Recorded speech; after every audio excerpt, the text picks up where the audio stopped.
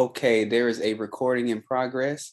My name is Greg Flowers, and welcome today to the BDPA Tech and Career Talk series. Today we will host our Juneteenth edition, where we have a panel of special guests. We have Dr. Tashel Bordere, we have Mr. Anthony Culver, and Miss Lexie-Burton Brown. To all of the special guests here today, we appreciate your time, and we hope you're in for a learning experience. Feel free to share. Drop questions in the chat. This is going to be a very natural flowing engagement, discussion style panel. So feel free to chime in and ask questions. I'm going to start off by reading some bios of our panelists. First, we have Dr. Tashel Bordere. Dr. Tashel Bordere is an assistant professor of human development and family science and state extension specialist in youth development at the University of Missouri-Columbia. She currently serves as board member of the Association for Deaf Education and Counseling, board member of the National Alliance for Grieving Children, and advisory council member for the Tragedy Assistance Program for Survivors. She has specialized education and training as a certified thanatologist, death, dying, and grief. She has served as editor of the ADEC Forum publication. Dr. Bordere's research program assumes a contextual approach focusing on trauma, loss, homicide loss, assaultive violence, sexual assault, suffocated grief, and Black youth and family bereavement. She studies cultural practices that promote healing and survival. Dr. Bordere has done numerous workshops, consultations, keynotes, and published research relating to social inequities and cultural responsive practices in loss, including her co-edited, co-authored book, Handbook of Social Justice in Loss and Grief. She recently completed a Forward Promise Fellowship through the Robert Wood Johnson Foundation, focusing on the promotion of healing, growth, and thriving among boys and young men of color. Dr. Bordere was awarded the Ronald K. Barrett Award in 2018 from the Association of Deaf Education and Counseling for her research on Black adolescent and youth adult grief. She has been featured in multiple media outlets, including USA Today, Legacy.com, Houston Chronicle, the Philadelphia Inquirer, NPR, on national and international podcasts and webcasts, and the Open Hope cable show, Saving At-Risk Youth. She also developed The Shed, Loss and Grief Tools Training. Dr. Bordere's background is a large reason why we wanted to invite her today to the panel. I had the opportunity to hear Dr. Bordere at a panel at Microsoft, and her influence was phenomenal and her feedback was excellent. And we really appreciate you, Dr. Bordere, for joining us today. Was there anything you'd like to say to introduce yourself? No, she just sounds like a cute, cool person you're at. And I just, even as I listen to this, I want to say, I mean, this isn't what you were thinking. It's just as I think about even Juneteenth, and we're not there yet. Okay. And as I listen to those things, it reminds me of all the things we were not able to have that we should have had. Wow. When we were enslaved. So like actually listening to that, I feel like almost tearful, because it's like my grandmother didn't get to do it. So that's the only thing I want to say about that is I think it's so important that we acknowledge what we've been doing, especially as Black people, awesome. For other people to be able to see themselves in that, right? So that's just my first thing. I mean to go deep from the beginning, but no, that's perfect. I think it's perfect for the occasion, and it's the energy that you bring, and we're thankful to have you today. Glad to be here. Thank you so much for this. It's an honor to be sharing this space with you all. Awesome. I want to introduce Mr. Anthony Culver. Anthony and I are a part of Dev Color organization, where he's a very active member and has a lot of influence. I appreciate Anthony for being here today. Anthony is a senior software engineer at Netflix in the content engineering group, building collaboration services and reporting infrastructure used by other Netflix studio engineering teams. He is a Chicago native and an alum of both Clark Atlanta University and DePaul University. Anthony has built a career focused on data engineering as well as backend services and platform engineering. He is also a husband, father of 3, a lover of music, movies, video games, and a novice Raspberry Pi tinkerer. The Dev Color organization is also a career oriented organization for Black developers in the software industry. So thank you for being here today, Mr. Anthony Culver. Is there anything you would like to say?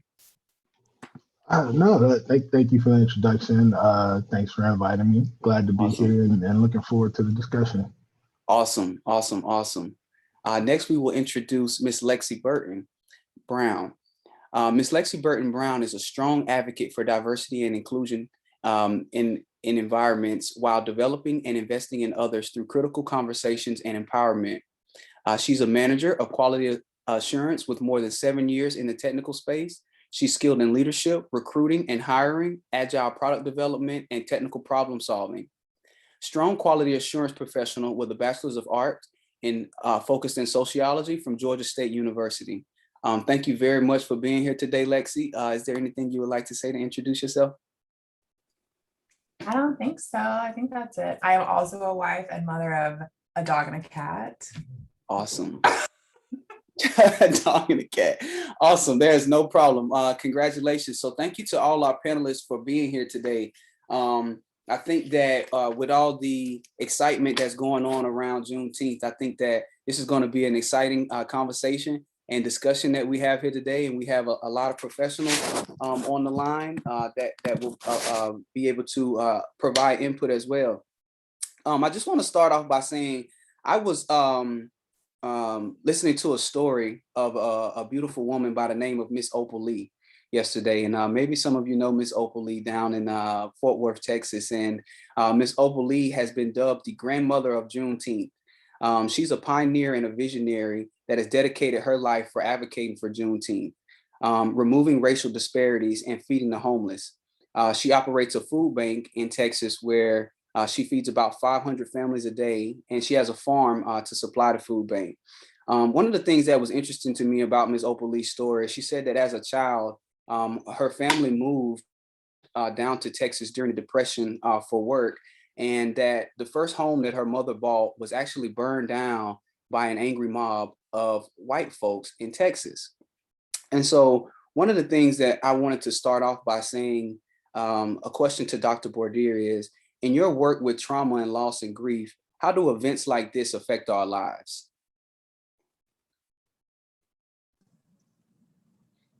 I guess, when we look at trauma, I guess just the historical perspective is so important, right, to our trauma as Black people. Our experiences, we've had history. We're not strangers to sudden violence, to the loss, to all of the things that have been more visible in the media, for example, across this year. Black people have dealt with intergenerational trauma and loss, right? That we've been carrying in our bodies, that these issues that can continue to exist. And what's even more problematic or challenging for Black people is that we carry this pain and without support options, right? And without acknowledgement of our pain. Okay. Right? We don't get the acknowledgement we don't get the acknowledgement in court cases, right? In the criminal justice system where police brutality happens and people and laws aren't written in our favor. So they walk away. We don't get the verdicts that we want. So we deal with injustice on top of injustice on top of injustice. And there's trauma with all of that. Trauma and loss are really intricately intertwined. And what we know about people who are dealing with loss, particularly these multiplicity of losses, like from racial trauma, as well as from racism, discrimination, and all those things, is that acknowledgement helps with healing, right? Any of you ever had a headache and some kind of, well, actually we can stick with the trauma, right? We all know what it's like. How many of you have had a loss just happen that was significant for you? Never mind the racial trauma of being followed around in stores and just the everyday experiences with racial trauma, gender trauma, class-related trauma. We carry that in our bodies, and it's all day, like it's never ending. We don't get a break from it. And then also, it's and quite honestly, it's been so unacknowledged that even as Black people, we sometimes won't acknowledge it even for ourselves. I mean, you saw me on that panel, for example, and you saw probably even resistance there. Nobody picked up, if you notice, I was the only one talking about loss and trauma. Yeah, no, that's understood. my area, but because even as Black people, we participate in the we've been named the strong Black woman, so people don't have to help you, right? So we're not going to name your grief or your loss or your trauma because we're just going to call you the strong Black man or the strong Black woman, right? So, and then we act out those roles. So people do best, bereaved people, which we all are, from all the trauma we deal with on a daily basis, quite frankly, and discrimination. When people don't get acknowledged for the losses that they deal with, they have a more difficult time coping with those losses, whether they realize it or not. So June is really an acknowledgement that this thing happens, y'all. Okay. We can, so we're not going to put it in the books. We're going to try to, we're not going to, so the pain of Black people has often been hidden. Does that make sense? Makes right? Sometimes we participate in hiding that pain too, because we deal with it within our families, right? You deal with it within your friendship networks. And so our pain has not been in the forefront, or it's been just exploited in the forefront, right?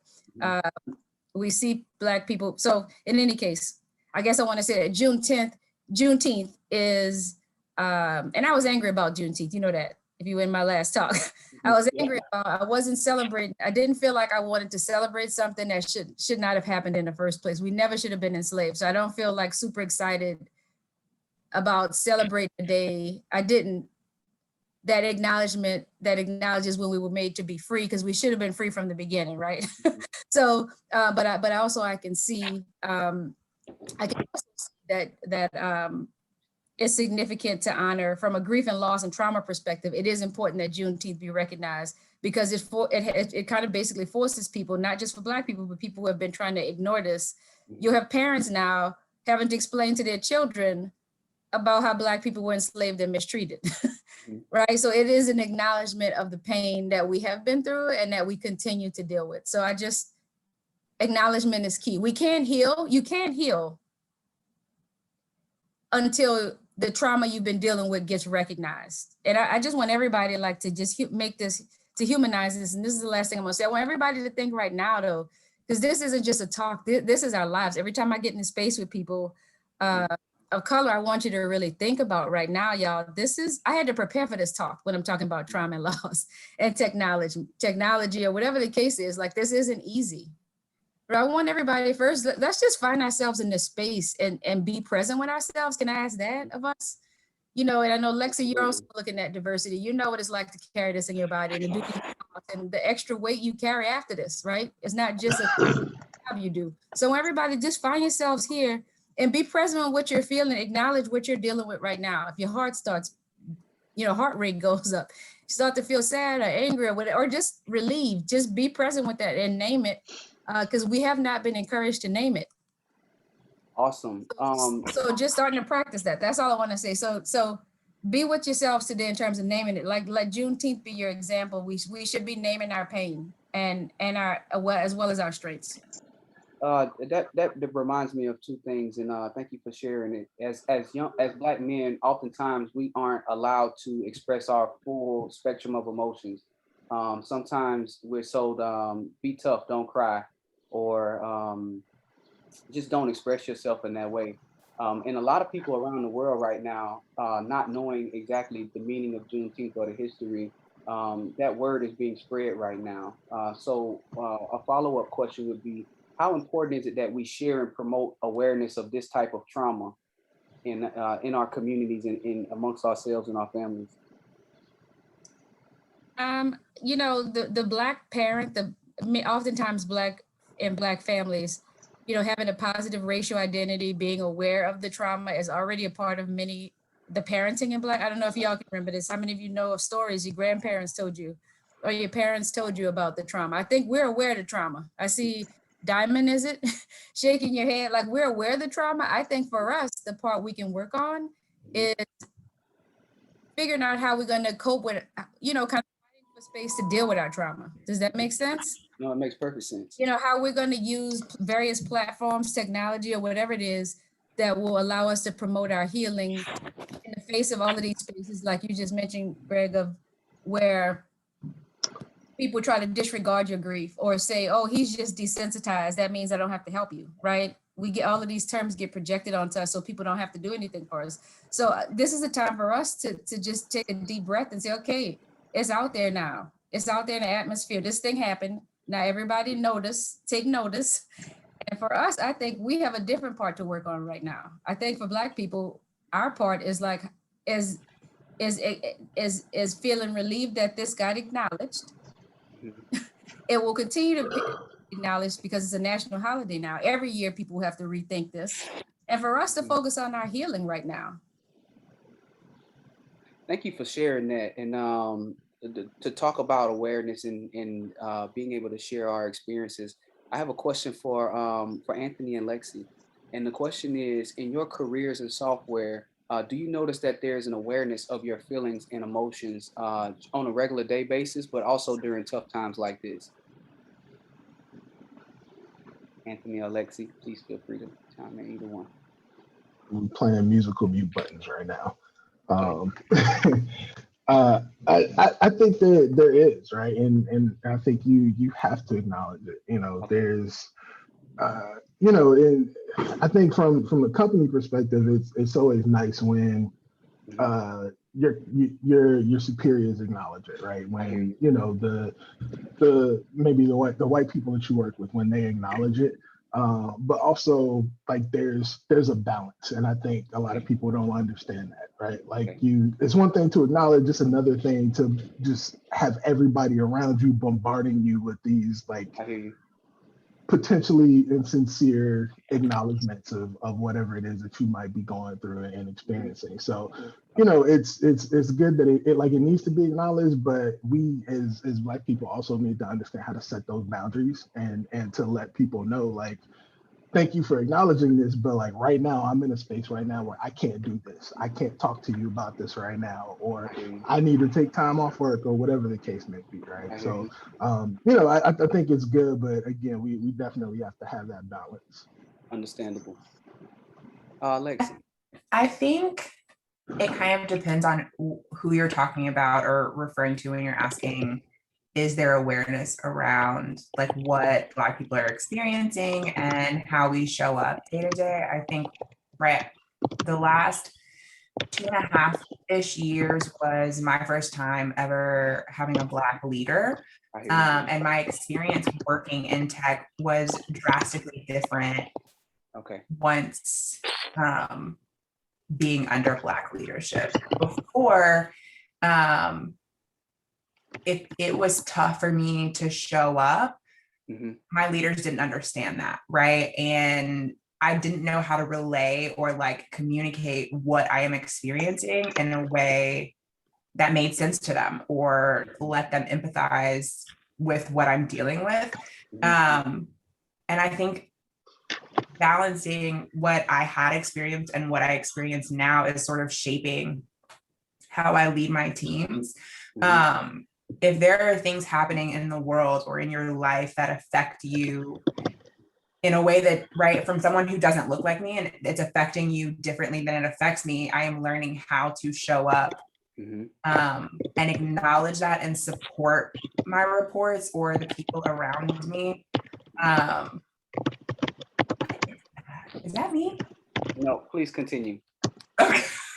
How do I show up in ways that show my team like I am here for you? Yes, I like have certain expectations for you as far as work goes, but I know that you are a person first, and like what your mental and emotional state always comes first. So I think it depends, right? The awareness depends on who you're surrounded by, what your support team looks like, what your tribe at work looks like, and how you show up for other people. Thank you both for sharing that, because in my experience, I believe the past 2 or 3 years have been the first time in my career that my managers have actively asked me, I see that something's going on in public and it's around your community. How does it make you feel? And when I noticed at first I was very reluctant to speak up, because I was like, do I share that side of myself? Typically, I try not to bring that to work. And I expressed that to them. Like they could see me kind of like standing off and not wanting to speak up, and they would encourage me and say, it's okay, I have to support you through this, so please share. And the interesting thing about those conversations, it would lead to, after days and weeks, Greg, why don't you just take a day off if you need it, right? And it was one of the most empathetic expressions of care that I've had in a career setting, in a professional setting. And so just to, I can kind of relate to what Anthony said. Is kind of like, it has to be a thing. Like you really, it should be there, and it should be expected. It shouldn't be something that if it's not there, we don't know how to operate, but that the manager should expect that. So Lexie, how you said that you have to actually, it's almost like you're protecting the people that report to you by checking on them and checking in for their emotional well-being and being aware of what's going on in their lives. And in that case, giving them space to heal, because things do get burdensome in times like this.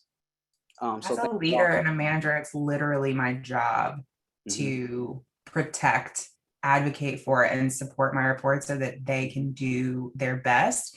And I think the difference between a manager and a leader, a manager looks at that and saying like, okay, yes, it is my responsibility to remove roadblocks or to make sure that like you are in a place where your work is thriving. But I think what separates leaders is knowing that that does not just relate to what you're doing for the company, but in order to show up authentically as your whole self all the time and thrive, there is what produces great work.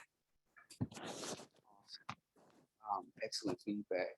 I just want to read a few of the comments here. And Miss Valerie Williams said, we should ensure that it is a day of reflection and action and not allowed for Juneteenth to be commercialized. And Miss Charissa says, to acknowledge grief is vital for healing. And so those are two great definition, Lexie, Ms. Charissa said. So I want to follow up with a question in reference to the trauma, loss, and grief of the African enslavement in the Americas, and how has it affected our human development? And I'll open that question up to Dr. Bordere first, but I would like to get everybody's opinion on that. I'll just briefly say there have been like severe health consequences for this, right? And so whenever we're talking about a workplace, the main premise that I'm always trying to highlight is really to reinforce what Lexie just mentioned, and also Anthony and you yourself, is that if we don't first acknowledge the trauma and create safe spaces for people to deal with and acknowledge the glaring things that are happening in the media, right, that we're already aware of, but some people are just becoming aware of for that, well, you can't get a productive worker. You know, so there have been some, Black women, for example, there's research that shows that our telomere lengths, the aging and weathering process is different for Black women. Even, Black women have different experiences than Black men in this culture. Never mind GLBTQ or trans populations who differentially die by the age of 35. Okay. So there's great diversity within us. And so support and acknowledgement is important. My heart goes out to Lexie too at the same time, Lexie, as I hear you say that, because this is also your own social location. So now I want to be like, I want to check in with you too now, Lexie, and you, Greg, and you, Anthony, because we can't always be doing the healing. That's the other thing too, right? Like we're doing it because we've had to do it and we've been doing it for hundreds of years. Right. And so again, there have been health consequences to that. I want to see you live long. You're telling me length to stay lengthy so you can live a long time without chronic illness. So really briefly, we Black people are differentially impacted because of this historical pain that we've been carrying in our bodies. It impacts obesity rates, diabetes rates, heart disease. We die at the highest rate for pretty much everything that's out there. And then let's not even bring in violence and loss. So to answer your question, that there are severe health consequences. It isn't just a matter of let's take care of Lexie's emotions today or Anthony's emotions today. It's like, let's take care of her so she can live and take care of her her cat and her dog. They need her and Anthony, his kids, and be a good partner and parent, right? side of our job. So that acknowledgement is necessary, not just, this is the final thing I want to say, not just from us, but from, I also hear you saying, and you said this, Greg, that you got it from administrators and from people who didn't maybe look like you, is what I'm assuming. Absolutely. Right? We need it from each other, but it's also that it's necessary for people who don't get it to get it. And also for us not to have to constantly be explaining. Like you said, Anthony, today you might think, I don't feel like we're tired of explaining. So go read a book, go buy a book on that, go. So I'm also trying to divert some of the support we give into each other, because we're doing that, but we also can't carry the burden of then explaining all of this stuff to other folks. Snap, snap, snap. I had to get that in. So that's what I want to say about that. Awesome. One of my biggest pet peeves is white leaders asking Black employees to educate them in the midst of dealing with life as a Black person, right? I remember last summer, in the thick of what was happening, my previous company started this monthly meeting with all of our engineering leaders. I think it was director and above, and then all of the Black leaders.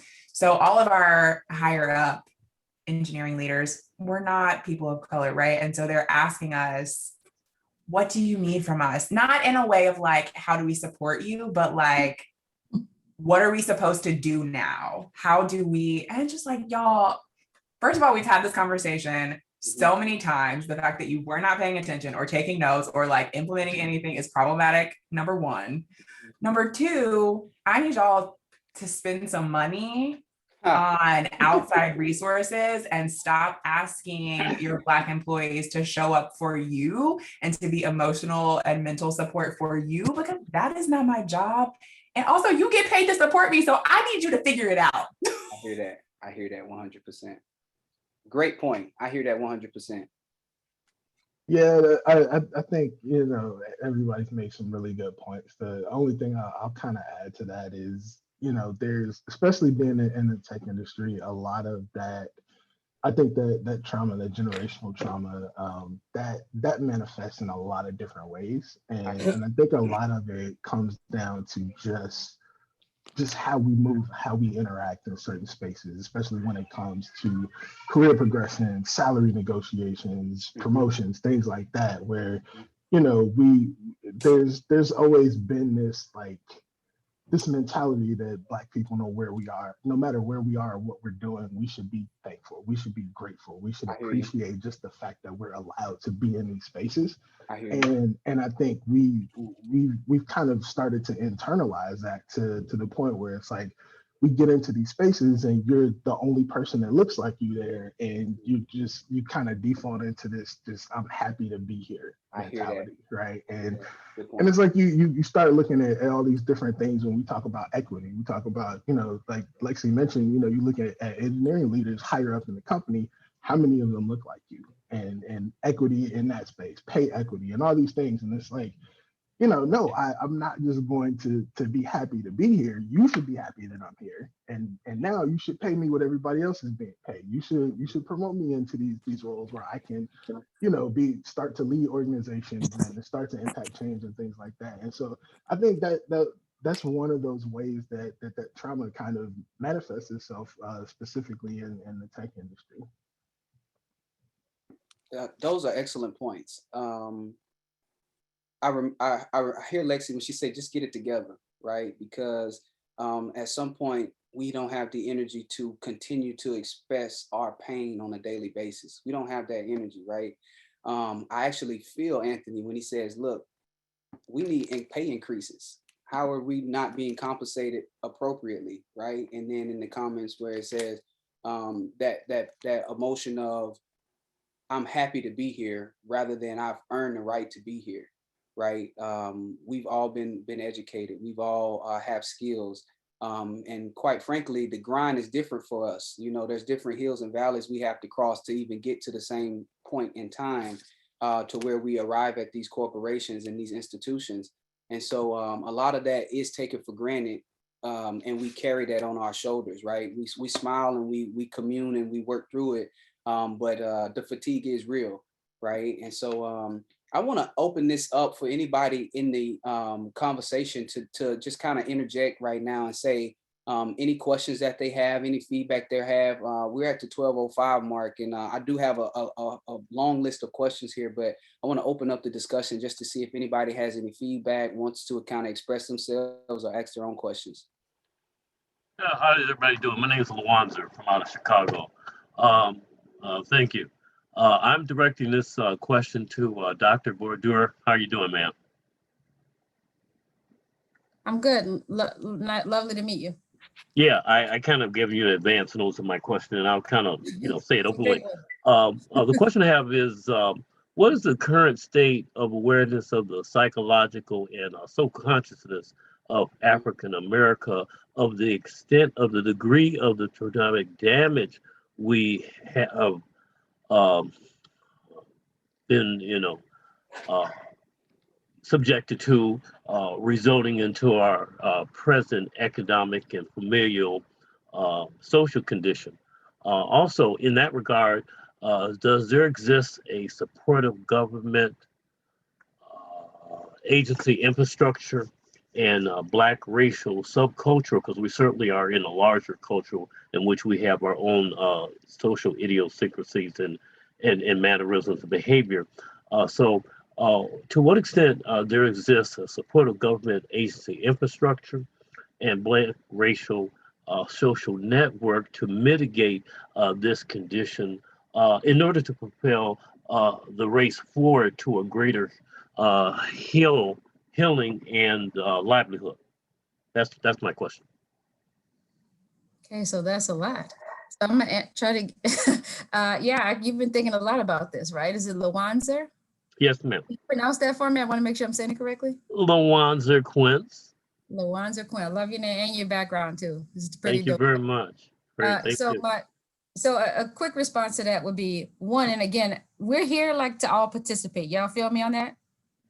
I see you, Diane and David, and like I see your names here. So I hope that everybody is like, you're here. I can't see your beautiful faces, but which I would love to, but I get it.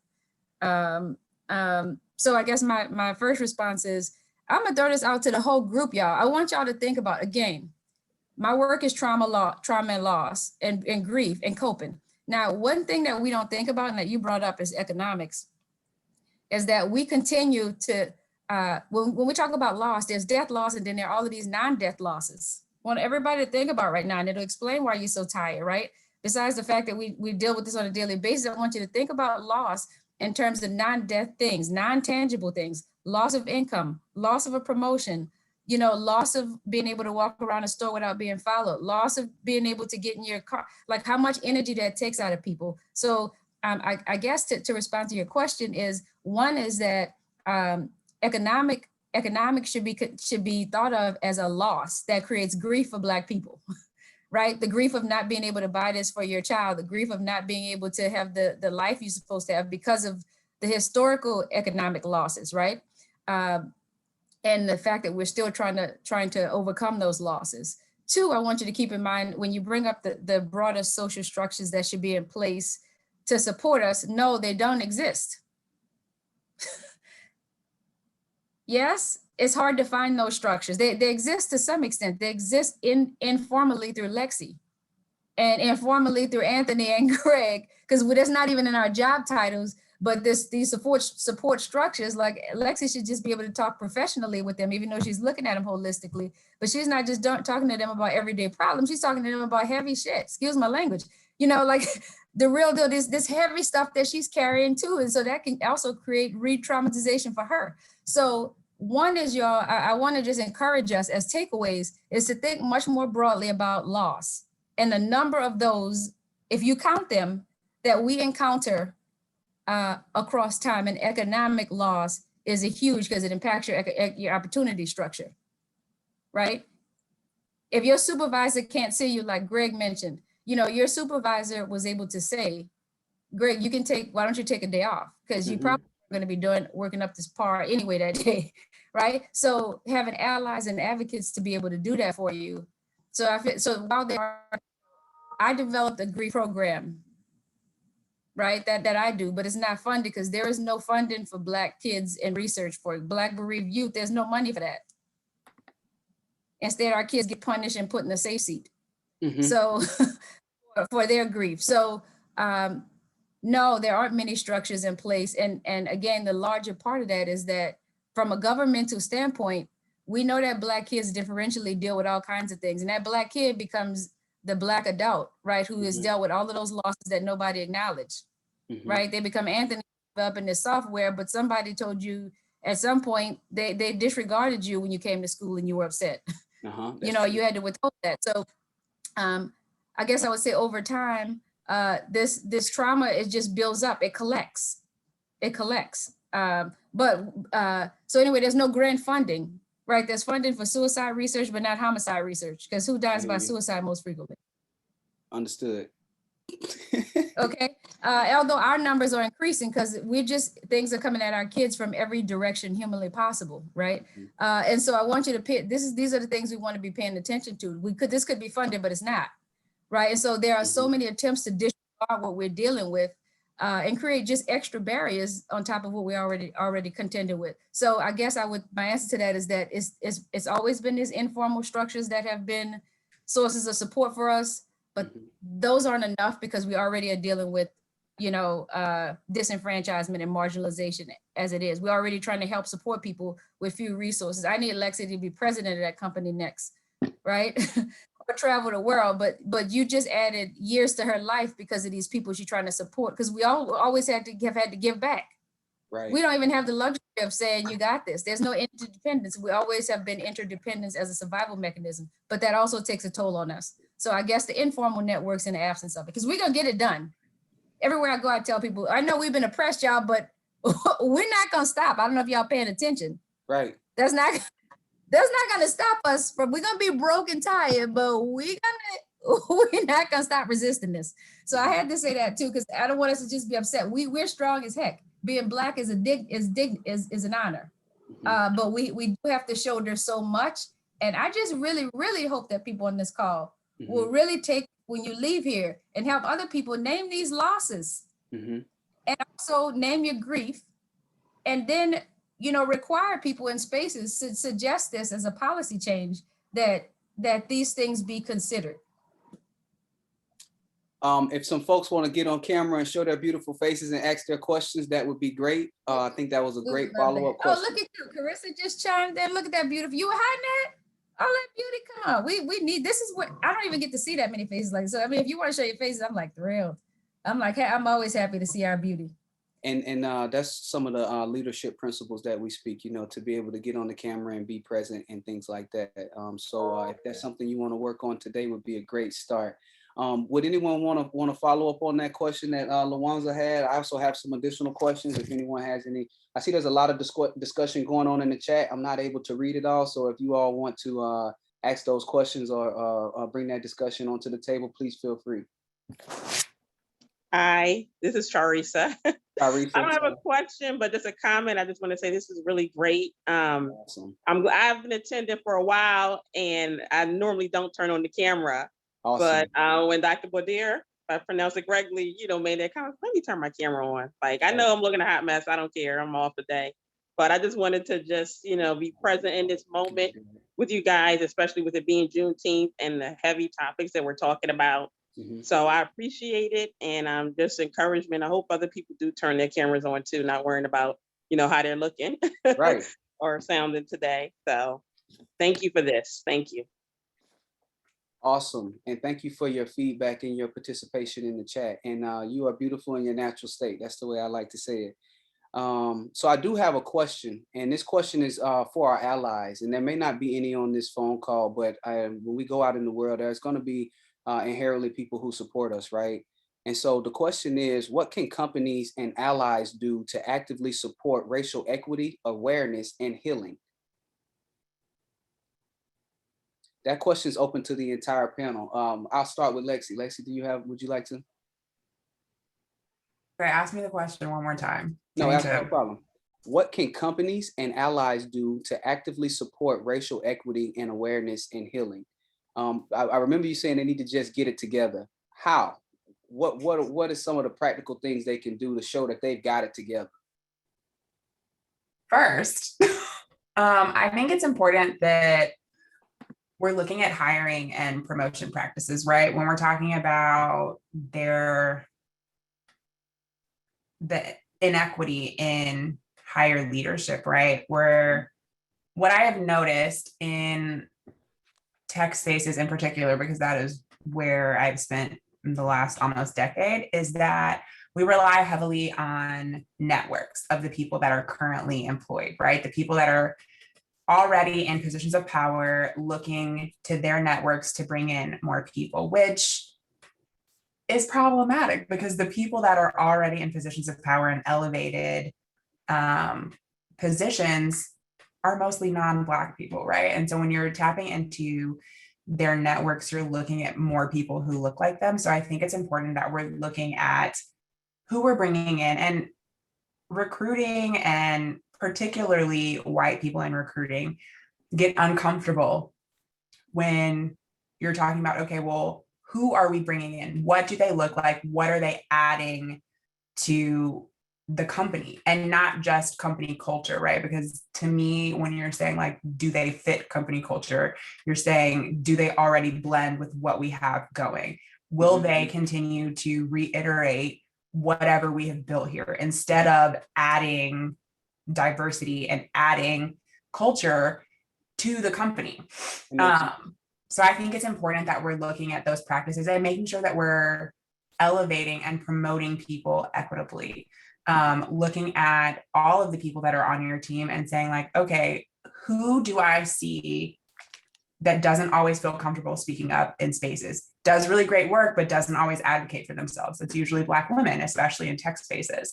So what do we do to mentor and sponsor them? And I think sponsorship is really important because mentorship is a lot of behind the scenes work, like coaching, one-on-one.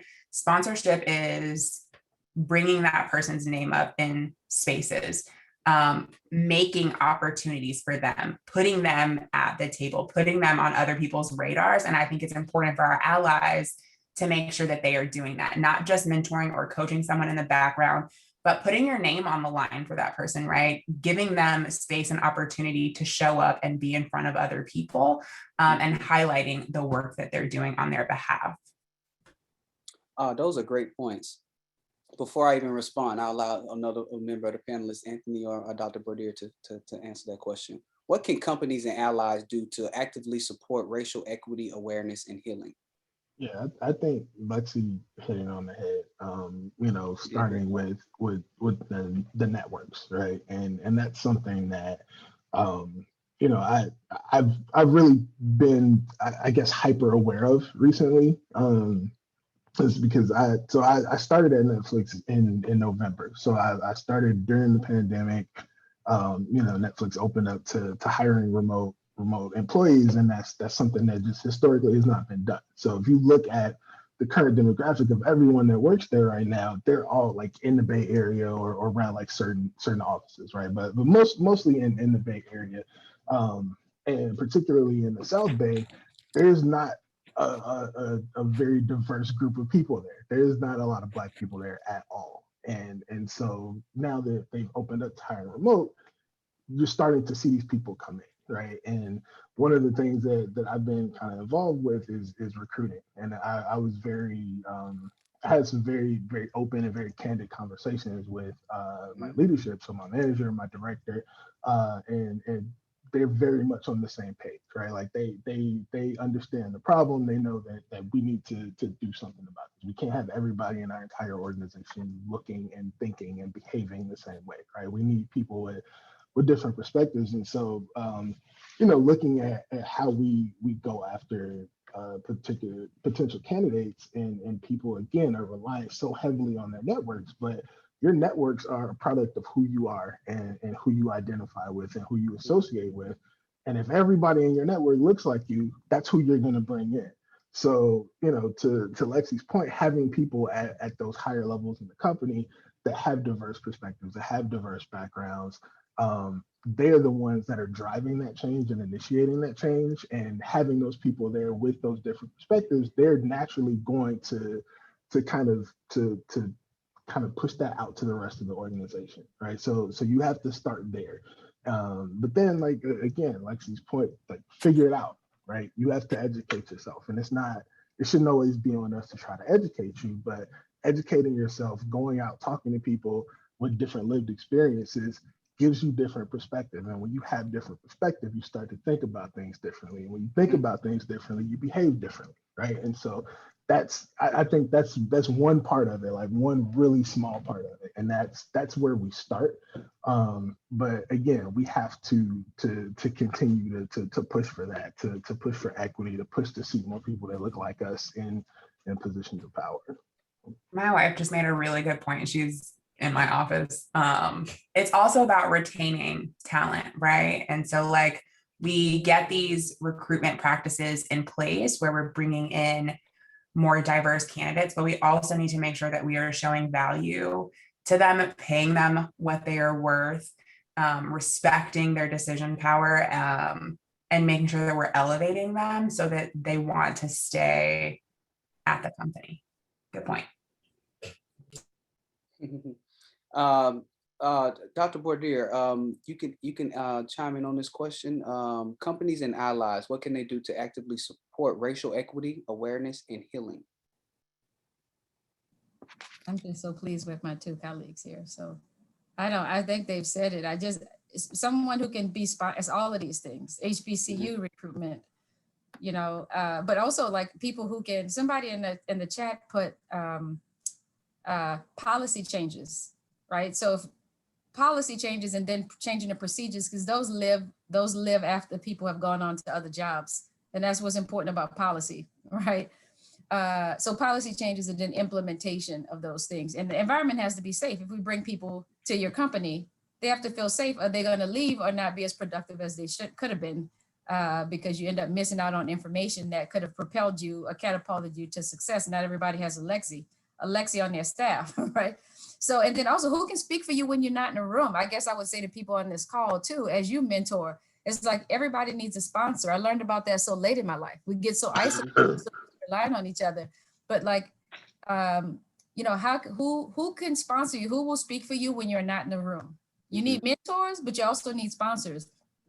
Allies can serve those roles, right? Use your power. We didn't ask for privilege. You don't ask for the parts of privilege that you carry. You didn't ask to be a particular racial group or gender or whatever social identity that privileges you. But you can't use that privilege, right? Don't just feel guilty about it or apathetic. How you can use that privilege to uplift somebody, and that's how I tend to think about it. We wouldn't have survived. Allies have been key to our survival throughout enslavement and even now. So figure out who your sponsor is and keep that person informed about what you're doing. Like this panel, let them know you just were on this panel, Lexie, Anthony, Greg, you put this together. And we have to also not be as shy about our accomplishments and the things we see, because people are watching you. You got little kids who are watching you now. Make sure, I don't know, but I just think they said it so well. And again, that sponsor might be the only thing I would just to add to all of their incredible comments already. Excellent feedback from our panelists. And we have Terry B. You can either come off mute or come on camera and ask your question, please.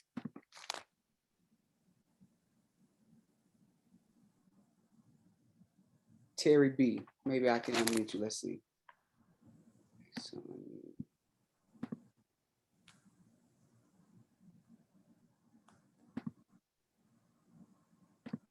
Okay, Terry. I can't unmute you, Terry, but you can come off mute and ask your question. There we go. Okay. Okay. So I was saying that I started my career in the Silicon Valley. Okay. And when I started, it was back in, can you hear me? Yes. Okay. It was back in the time when, first of all, Black people didn't get the opportunities. What they were doing out in the Valley when I was working out there was that they were building and developing and getting patents for companies, right? And all the technology that we're using today, right? And people don't realize this. I was a female in an environment where there were really nobody that you could talk to, or, kind of like what you do now and having sponsors and all that stuff like that. going back to today, it Mhm. reminds me of a lot of people say recruit from HBCUs, right? Mhm. And that is very true, right? But there are a lot of kids who get into other colleges that are not HBCUs who Uh-huh. don't have that opportunity that you get at an HBCU. Mhm. And it's really unfortunate because if they're like I know I work for some big four firms, couple of them.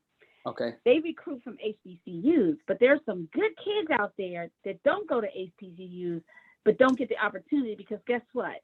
They're not in the groups, the social groups that other people get into. So they don't really get the opportunity to get like exposed to a lot of stuff. It's kind of like when I was in high school, I had 6 people in my family, and some of us went through school and we had good counselors that pulled us up and told us about opportunities that we could get into. And Okay. some of us went to the same school who didn't have that counselor, and you never got an opportunity to get basically pulled up, to be exposed. And that's why what I'm trying to say is that, yes, recruit from HBCUs so that you can get more opportunity, so you can get more of us out in the industry, right? Mhm. But you also got to look at those schools, all the schools, to see how many Black kids or minorities go to these other colleges that don't get the opportunity because you know what? They don't tell everybody about everything that's going on. Some of the kids go to school and they don't even know about these career fairs and things like that would give you the opportunity to go work for a big firm, because they might be maybe a 3.0, but not a 3.5, because the firms look for 3.4s at above, and if you're a 3.8, they automatically offer you a job in the environment. So that's kind of what I think. It's like there's a group of us and our children and our that could get the opportunity, but they don't get the opportunity. Mm-hmm. Thank you for that feedback, Terry. And I am a proud Florida A&M alum. Shout out to the Rattlers, the #1 HBCU on the map. No, I'm just kidding. All HBCUs. Love all HBCUs. Whoa. Shameless plug to the Rattlers. But it's okay. That's right, Greg. Shout out to the Rattlers. Shout out to the Rattlers. We got some Rattlers in the building. We know what's going on. So actually, I want to say that was excellent feedback from the panel. Diversity and inclusion, recruiting, having people in positions of power, being able to have sponsors and that give that information back. And I will tell you 1 or 2 things. And actually, Charicia said it. I would not be here without my sponsors, right, and mentors. There were advocates for me along the way, all the way from Florida A&M. Well, first of all the way into the corporate environment, right? And including BDPA, including Dev Color, right? And so a lot of this actually reminds me of the community aspect of our culture, that how we depend on each other, not only for survival, but for advancement of best practices, principles, et cetera, et cetera. And so having this conversation with each other about how we actually feel about Juneteenth, how we actually feel about mistreatment in corporate environments, how we actually feel about the dynamics of our community and our family structures, our healthcare, a lot of the things that Dr. Bordere mentioned and our panelists as well. It warms my heart to know that, like she said, we're not going to give up. We are all here on a fight, and we're all working together to get through this, right? And so this is what this conversation is all about. Typically, we would wrap at 12:30, but I'm going to let this conversation go because we still have 39 participants, and a few people have just recently joined. One of the things that I wanted to do about this conversation was highlight some of the technical innovations that African descendants have contributed to the technology space, right? And so I was doing some research yesterday, and I found out about these charging shoes. And they charge your mobile phone while you're walking using ultra-thin chips of crystal inserted into the sole of your shoe, created by a guy in Africa, Anthony Muta, right? And so that's something that I had never heard about. You can charge your shoes while walking, and actually electricity is generated on impact on the ground in a shoe, right? That's a technology innovation that's modern day, that's actively going on, that we wanted to bring some awareness to. There was a home security system invented by Mary Van Britten Brown in 1966, which included a camera that could slide and look through a peephole And broadcast monitor, she added a microphone and a button to unlock the door and a button to contact the police, right? So we look at our modern security systems and not knowing that a Black woman has invented these, right? And then the three-light traffic light was invented by Garrett Morgan. So Garrett Morgan was a Black man who had the opportunity to have one of the first cars, and he came to an intersection and he saw a wreck and he said, "Hey, I want to add the yellow light, which is the yield light, to tell folks to slow down. A red light is coming."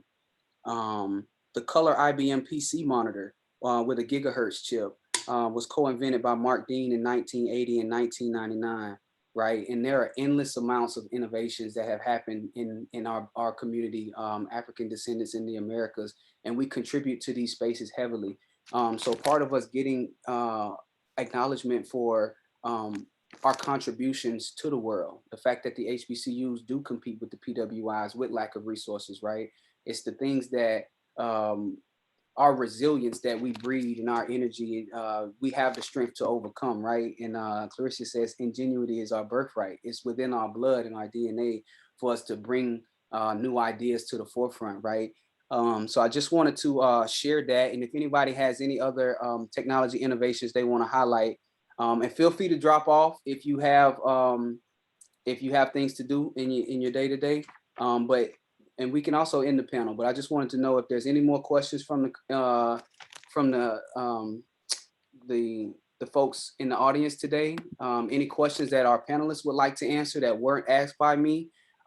Feel free to plug yourself, your research, your business, anything that you have going on in your social communities. This is a space for everybody to relate to each other and spread the word and spread the love.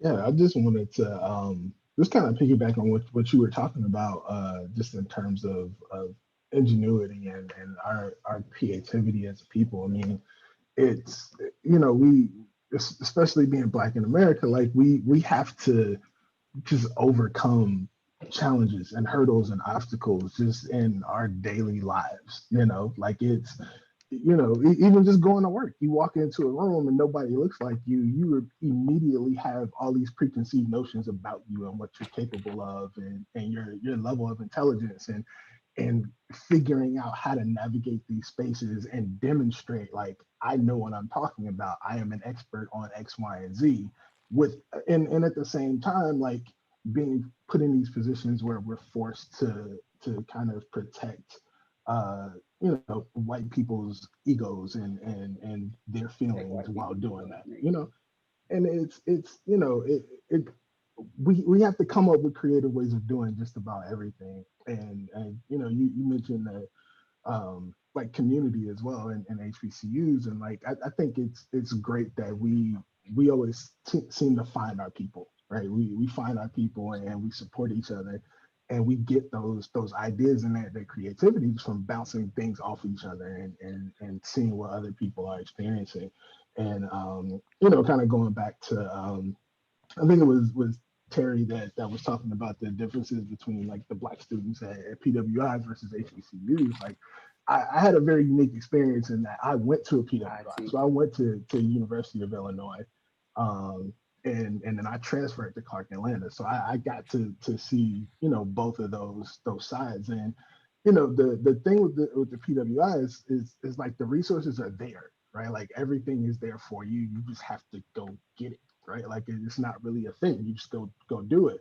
You go to an HBCU, the difference there is everyone there around you is supportive and they really want to see you win. They're going to push you to be the best that you can be and to be excellent. But they don't necessarily have the same funding and the resources that you get at a PWI. So it's like, you got to work to go find those things. You got to know somebody, or you got to, anybody who's been to an HBCU, if you've had to go to a financial aid office, you have to be resourceful and you have to be creative. You have to work to get what you need out of that situation. But, there's also the whole thing of when you graduate, right? I graduated with a degree from Clark Atlanta in computer science versus another Black kid that graduated from MIT with a degree in computer science. And we go to try to apply at Google, they're going to look at us differently. And we're going to be at a disadvantage just because of the perception of people coming from a Black college. So, in that sense, I think you do need to focus a little bit more on the HBCUs and recruiting and getting people into that pipeline, just so they have the same chance and they're on the same level and at the same starting point as the Black kids that went to the MITs, the Stanfords, and so on. Thank you for sharing that. One thing I do know about the HBCU experience is I attended a predominantly white high school, right? And going to the HBCU is a piece of myself was found at the HBCU, right? There was folks from Chicago, folks from DC, folks from Miami, folks from in the entire world, actually African professors in physics, right? That came and brought a sense of what I was missing, right? And I share the story all the time that, you know, I have this proper presentation, right? And folks, you kind of get judged in your home community for being smart, but then you go to the smart communities and you get judged for being Black. So it's almost like a catch-22 in our lives, right? The HBCU taught me a balance, because one thing that we were taught at FAMU was to be professional, right? Was to speak up and not be afraid of your education or your culture, right? And so a lot of that, when we go to corporate settings and we have and Martin Goins, I see you have your hand up, and we have other folks from HBCUs. It's almost like we take the culture from those campuses and we move them over into the spaces in our corporate environments, and it's a beautiful thing. Martin, please, you can come off mute and ask your question, or you can come on camera and ask your question. How you doing? Do you hear me? Yes. All right. I was going to expound upon your inventions Awesome point. I think a lot of this can be rectified with some infrastructure. You know what I'm saying? Oftentimes these people, I've seen some brilliant inventions come from us, but at the same time, they get bought out. So it can't build up to the top and maintain itself and trickle down. Awesome. So that happens with everyone to some degree. People get bought out of their ideas, of their inventions. Awesome. But I think it's more detrimental for us to maintain some of those ideas and some of those inventions so we can build an infrastructure so it can trickle down, because a lot of these issues have to deal with us looking up. So anyone wants to build on that, but it's a good panel and I thank everybody for participating. That's awesome feedback. So we are at 12:37. If we have any feedback from the audience, now would be a great time to interject. Also, we'll probably have closing statements from our panelists, and we would like to say thank you. This has been a learning experience for me. The love that has been expressed, I really appreciate it, and appreciate everybody for joining. And you can look forward to next week. We have another Tech Talk on June 25th, and we look forward to hosting you all. I have one Okay. little this to get. Sometimes you have to choose between your mental health and money, though, y'all. So I love your part, Martin, about like, is it worth selling your soul sometimes, right? And I think that's probably why we end up also, because of our economic losses, end up selling our brands because we need the money, right? So that's what's unfortunate, but you're right. We do need a pipeline of people who, and then also we've been forced to use our ingenuity even when we didn't feel like it, right? We keep having to swerve and come up with something. Fortunately, we're able to come up with something new. Oh my Lord, that's the talent and beauty that we need to celebrate about being Black. Somebody, you know, one rap song comes out, somebody start dressing like us, and we already have a new style going. I mean, just think about the whole Black culture, from inventions to how we dress to the music we do. Some, you know, dominant culture starts to take that on, and we've already switched back up to something new. So the pipeline, but mental health. So with the HBCUs, I guess I want to say that, and I also went from a predominantly white, because it was supposed to be all these opportunities and exposure, and I was crushed. My soul was crushed there, y'all. I hear you. Not that it has to be crushed everywhere, but transitioning to an HBCU actually helped me prepare for the PWI for graduate school, because that you do need some space to feel safe. What I heard you say is you felt safe. You felt uplifted, and we have to find our own healing. That was your healing, my friend. For our healing, we have to find these spaces where we don't have to act a certain way, where we're not having a code switch, where we can just be who we are and be celebrated, so that we can do all of those other hard things that we deal with in the world, with and without sponsors. So thank you for this opportunity. Here's the other thing, y'all. I hope this isn't the last I'm seeing of your beautiful faces. Because here's the thing, I don't do technology, but I'm intrigued by people who do. I'm blown away. This isn't where I'm usually at. I don't even get to talk to tech people. So please stay in touch, y'all. I know that's, and not in a cliche way, because we're all busy. But I hope this isn't the only time we see each other, because students who might be able to come to you, right? And I also wish I had more education early about what technology is. I have a 14-year-old daughter who's smart in math and science, but I don't know a thing about what y'all do. So if y'all can hook me up, like be big sister, big brother to her, like help her out, because I don't know. So let's stay connected so I can help y'all with the grief, the trauma stuff in your job site. You help educate me about what you do so I can make sure I can give that as a career option to my own daughter. Right. Absolutely. Yeah. And I think that's so important. You know, it was a lesson I didn't learn till later in my career, because I had no idea what I was doing. Like I just went to school and I did something that seemed like it would pay well and wouldn't require me to be in school for 8 years. So like I just kind of jumped into it. I didn't know what I was doing. I didn't know any other Black software engineers. I didn't have anybody kind of mentoring me and talking me through things. And so like I intentionally make a lot of time for that. Like I dedicate time every week to just talking to people, just mentor, even just like having a conversation and just answering questions for somebody that's trying to start out. Just like, what do I do? What is it like? What do I need to expect? And you know, like just even that is so helpful to people, just because you never know when somebody is going down one path that they probably shouldn't go down, or a way that you've been, and you know that's going to lead to certain experiences. And for me, if I can help somebody like not go through the things that were challenging for me and the things that I struggle with, I'm gonna do it, because like you have people there. If you have access to people, there's no reason for you to have to go through that again. So, and I'm hoping you're in Lexie. I'm gonna hold y'all to you. It's not the last you see his face as my 3 or 4 year old does now. Because there are misconceptions, right? So I don't want my daughter to be afraid of this, because she think, oh my God, there's one track in what you do. If you're in STEM, for example, there's one track. I'm hearing in the last 2 panels I've been on this week with IT folks who do all of these millions of things like IT, but like, what is that? It's like, I would love for you, or to bring you into the university where I work and have you talk to my students and like do some interdisciplinary things. So I'm serious about that. Like, I think it would help broaden their ideas and then not feel so scary or so daunting, but it's like, it's hard work, but every area is. You can do this. There's 20 ways you can do it, or 1,000. So thank you. Thank you. Awesome. We do have a hand up, Miss Robin Camper-Kirk. Hello, can you hear me? Yes, madam. Okay, I have like the opposite situation. Okay, I'm in IT.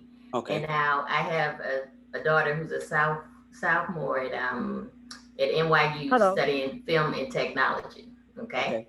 And the thing is that she has gone from kindergarten through 12 with 99% African American. So she didn't want to go to an HBCU, but she wanted to go to a predominantly, white school and make a difference.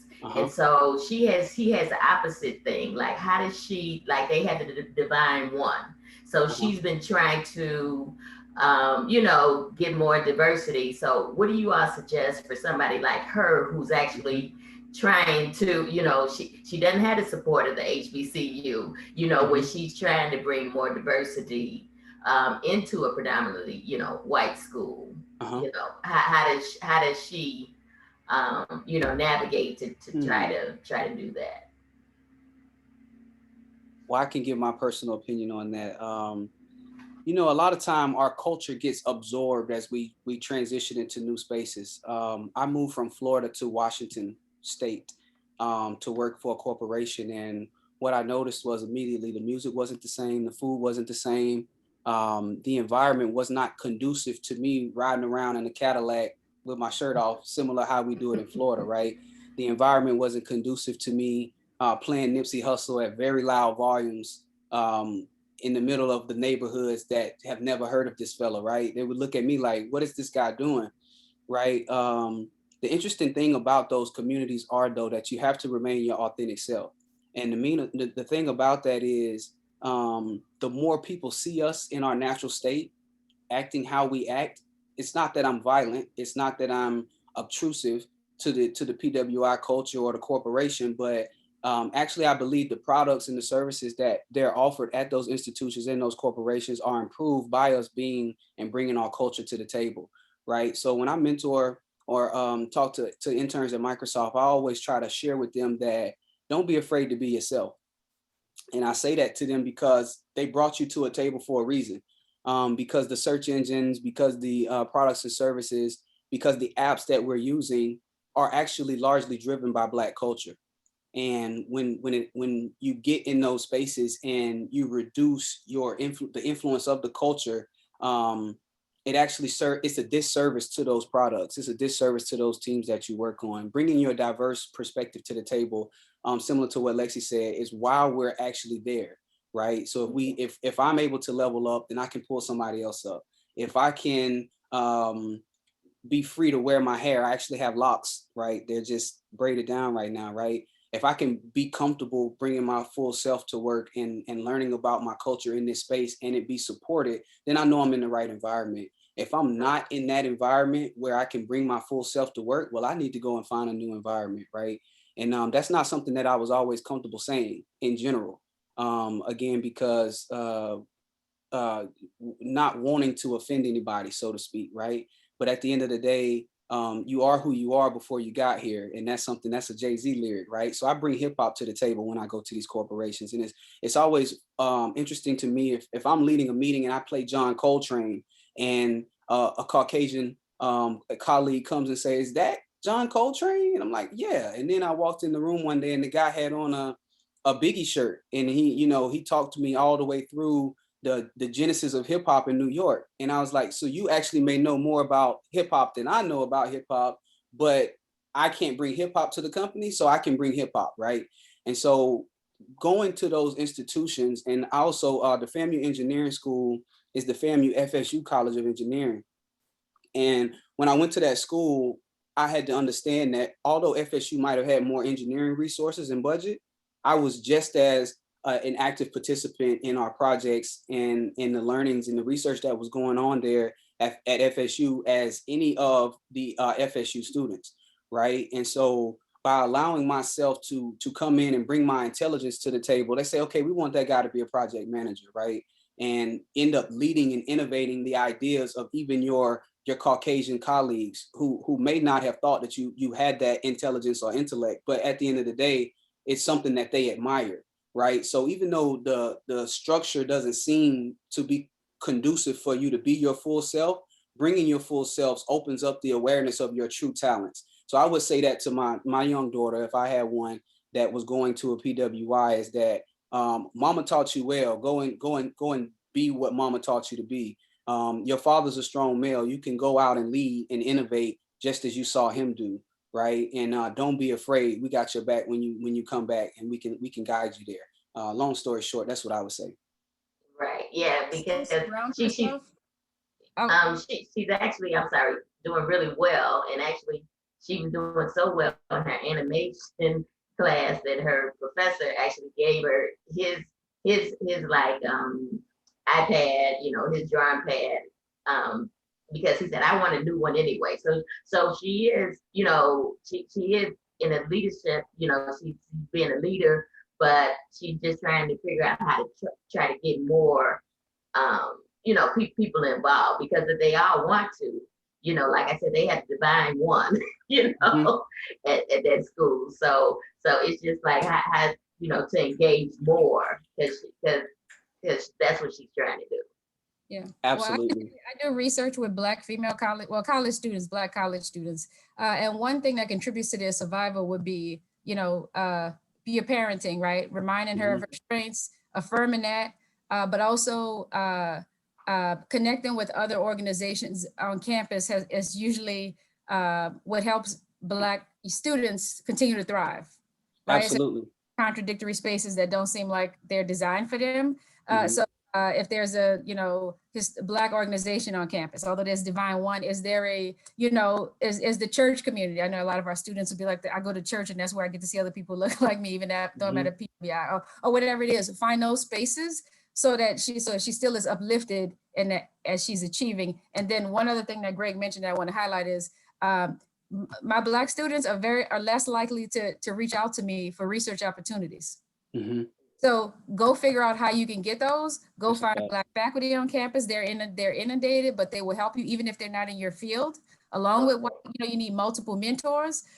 So she's going to have to be developing multiple parts of herself, right? There's the academic part, there's the social part, the spiritual part, and so she can be connected to people in many different spaces to be able to accomplish these aims that she's trying to do. So those are the recommendations, and that's what I find in my research is how Black students really thrive. It sounds like your daughter already is, but she 3 more years there, so she can.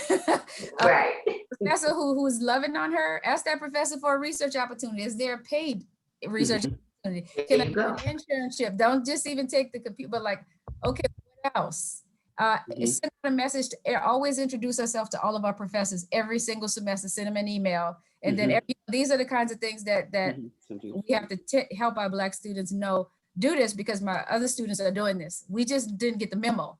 So like, I want to make sure to get the memo, and like that's how you get those opportunities without missing them. So I'm proud of her. I'm glad to hear this. I love hearing these good stories about our kids growing. So congrats to you too, Mama. Awesome. Okay, thanks. Yeah, I also want to just add one more thing to that. Like one of the things that you mentioned was like finding those other Black organizations on campus. I think that's really important, but I also think it's important to find organizations outside of school as well. Yeah. Even if it's not like a formal organization, just like different networking events and attending like things like this, right? Like we're meeting people, we're building our networks and stuff like that, and just like reaching out to people. Like if your daughter knows what she wants to do or has an idea for what she wants to do at the school, go find somebody that's doing that. Like we have so much access to so many things to where we can reach so many people now with, social media and sites like LinkedIn and things like that. Like I have I mentor 2 people that just randomly reached out to me on Twitter, right? Like and like that's we have that relationship now, right? And so there's always somebody that's going to be willing to help. And so just reaching out and finding those people, like just tell her to shoot her shot. Like just reach out to somebody, ask, if she wants a mentor, if she sees somebody that she really looks up to and admires, just ask. Usually that's all you have to do is just ask them. Worst thing that happens is they say no.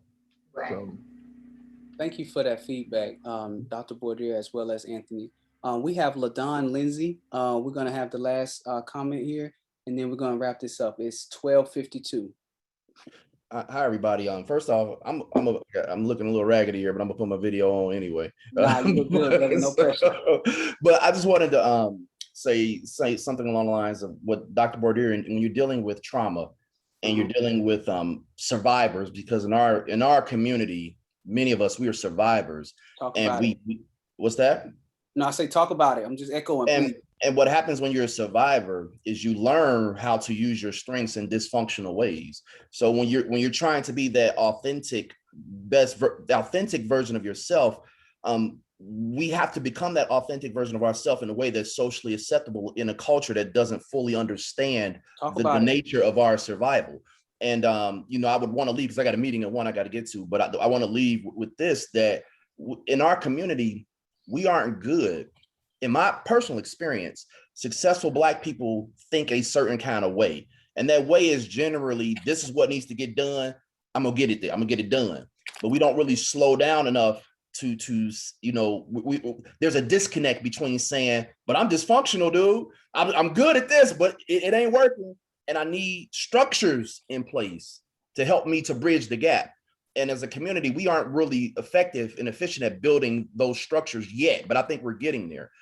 So that's it for me, but I just thank y'all so much for sharing. I've learned so much, and this is a great positive experience. So just thank you all. Thank you for sharing that. And this is where I live, LaDon. Like this is exactly what I do. Like, so we're talking about this, but if you look up any of my talks or anything, I talk about that. And that's why I'm always saying, like, what are our challenges? We focus on our strengths, but what else can we build? And trauma does impact us, right? Again, we carry in our bodies. It impacts us in so many different ways. And I look more at survival than resilience. I actually don't even use that word as much because no matter what state we're at, until stuff changes, policies change, we're surviving because I know I'm not surviving when I don't have to, when I can drive in my car and I stressed about being followed, right? Then I'm resilient. But for now, no, no matter how much money I make or whatever, I still, as long as I'm dealing with this extra stuff, I'm just trying to survive because all this extra energy is constantly being pulled from me. So we should talk at another point or look up my talks, look me up. That's exactly where I live. Here we can't do it all. I already messaged you on LinkedIn. So. Podcast. But at minimum today, I want us to be able to acknowledge and create spaces for ourselves for healing, because we don't do that enough. We got our own blinders on. We've taken on the things that the dominant culture wants us to do. It's always only rely on each other. But we're tired. We're exhausted. So, you know, but name our pain. We don't have to be the strong Black woman all the time. You don't have to be the strong Black man all the time. You got to name that though. Otherwise, we'll continue to keep walking in our pain, right? Awesome. Thank you for that. Lexie, you're the only one didn't give a closing statement. All right, Lexie. All our beautiful people, show up authentically, be yourself, be Black and be proud. That's it. Awesome. Peace and love. Thank you, all of our esteemed panelists. Thank you to all of our attendees today. We really appreciate it. I just dropped a message in the chat. Thank you for joining. We've enjoyed the conversation. Please tune in next week for the Tech and Career Talk series. BDPA, Black people, let's do it. Talk to you later. Thank you. Thank you.